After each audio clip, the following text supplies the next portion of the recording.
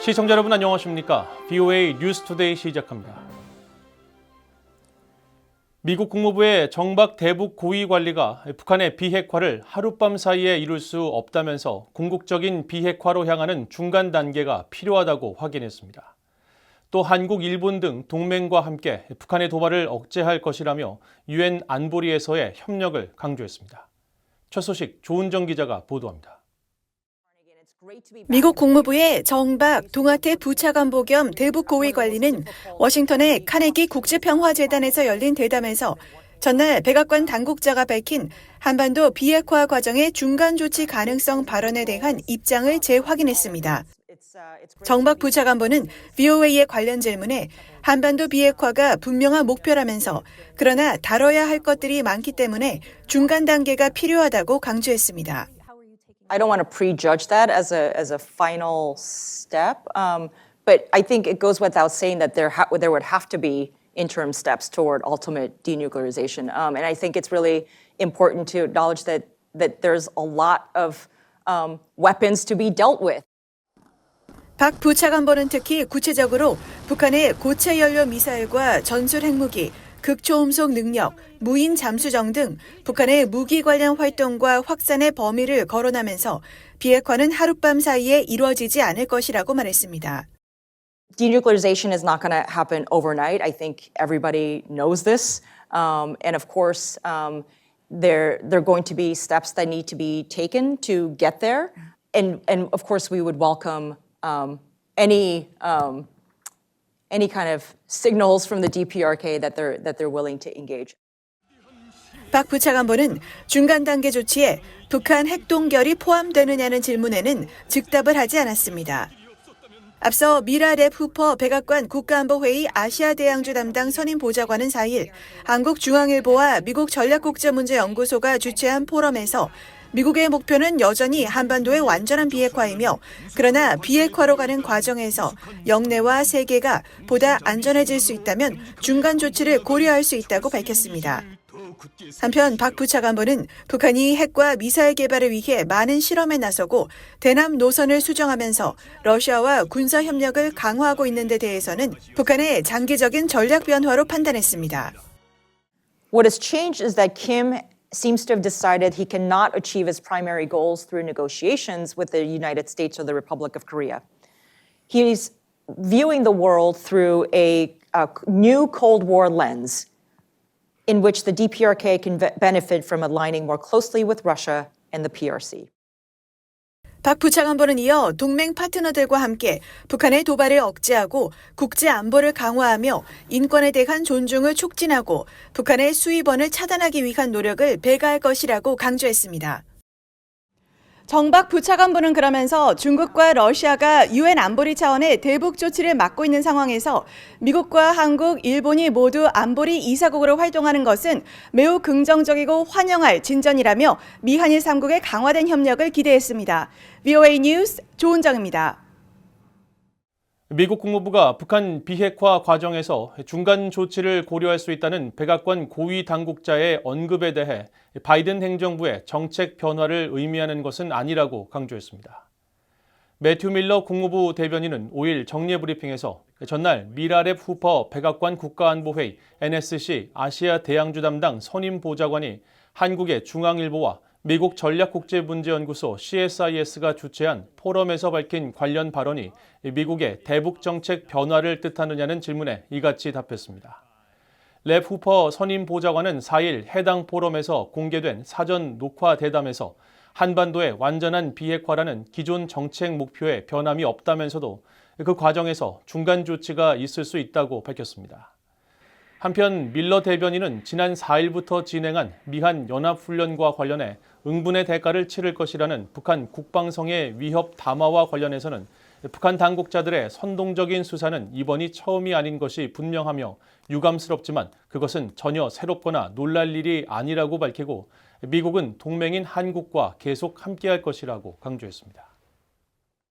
미국 정부가 북한은 언제든 7차 핵실험을 감행할 준비가 돼 있는 상태라는 점을 재확인하면서 핵 위협 중단을 거듭 촉구했습니다.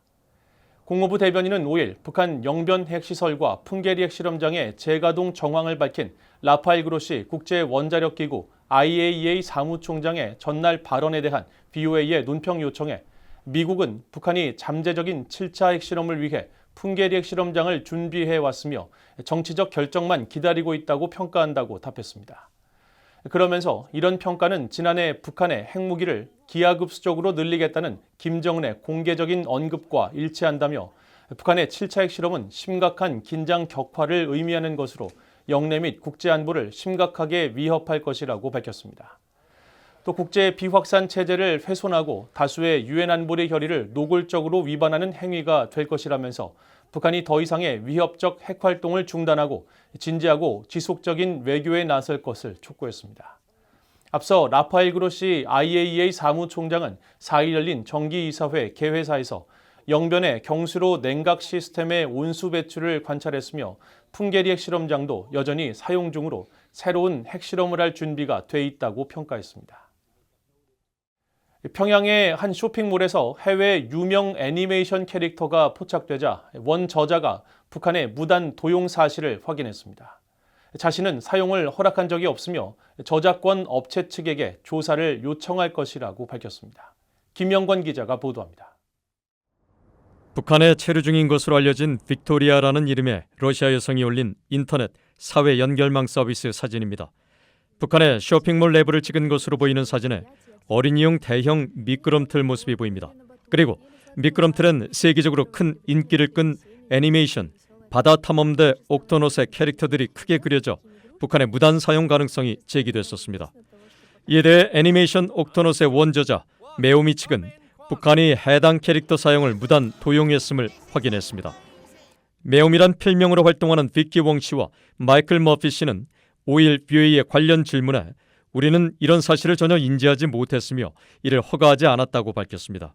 그러면서 추가 조사를 진행할 수 있도록 해당 정보를 저작권 보유업체에 전달했다고 밝혔습니다. 옥토넛은 2006년 처음 어린이 동화책으로 출간됐고 2010년 영국 BBC 방송을 통해 첫 방영됐습니다. 이후 미국 디즈니 채널을 통해 시리즈로 방송되면서 전 세계적으로 큰 인기를 끌었습니다.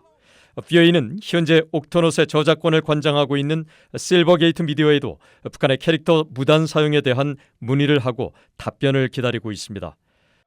북한에선 과거에도 해외 유명 애니메이션 캐릭터가 그려진 제품이 여러 차례 포착돼 무단 도용 가능성이 제기됐었습니다. 북한 조선중앙TV는 지난 2011년과 14년 한국의 대표적인 애니메이션 캐릭터 뽀로로가 북한에서 아동용 인형과 보육시설의 미끄럼틀에서 사용되고 있는 모습을 방영했습니다. 또 김정은 위원장이 미국의 디즈니 만화 캐릭터와 헬로키티 등 일본 애니메이션 캐릭터를 소개하는 장면이 포착돼 저작권 침해 사례로 지적됐었습니다.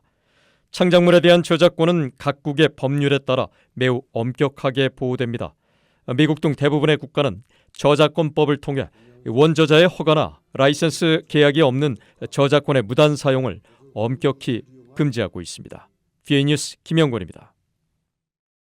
영국 정부가 해상 운송업계를 대상으로 불법 선적 관행과 제재 위반 위험성을 경고하는 지침을 발행하고 북한을 주요 위험국으로 지목했습니다.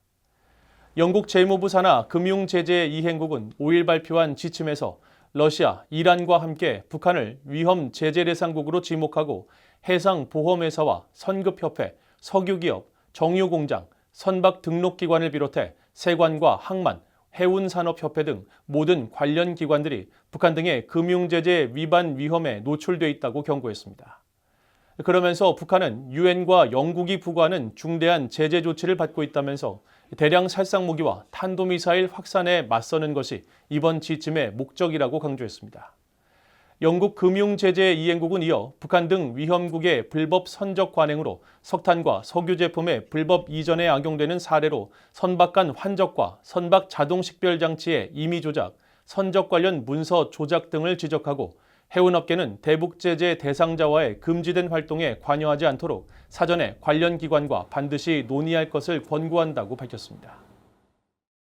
신종 코로나 바이러스 방역을 이유로 4년 전 북한에서 철수한 스웨덴이 최근 안드레아 뱅트손 북한 주재 스웨덴 대사 지명자 등 외무부 대표단의 방북은 스웨덴 외교 직원들의 영구적인 평양 복귀를 위한 활동의 일환이라고 밝혔습니다.